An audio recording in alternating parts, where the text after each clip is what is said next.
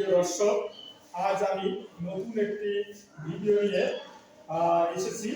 ভিডিওটি হচ্ছে যে কিভাবে ইংরেজি পেজ বাংলায় ট্রান্সলেট করা যায়।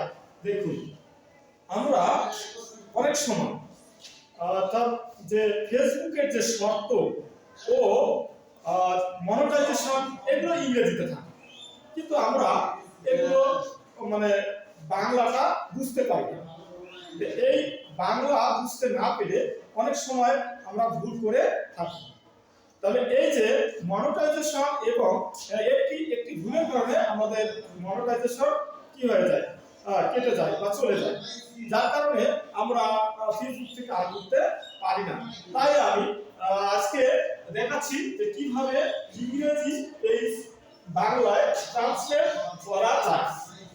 তো সর্বপ্রথম ইংরেজি যে পেজটি এটা স্ক্রিনশট করে নিতে হবে। সর্বপ্রথম যে পেজটি আপনারা বাংলা জানতে চান সেই পেজটিকে সর্বপ্রথম ইংরেজি পেজটিকে আগে কি করতে হবে, স্ক্রিনশট করে নিতে হবে। তারপর সূত্র 1, প্রথমে প্লে স্টোর থেকে গুগল লেন্স ডাউনলোড করতে হবে।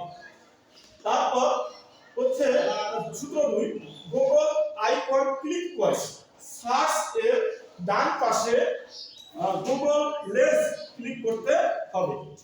সূত্র 3, পরে ট্রান্সলেটে ক্লিক করে ডিরেক্ট ল্যাঙ্গুয়েজে ইংলিশ থাকলে তার উপর ক্লিক করে বেঙ্গলি করে দিতে হবে।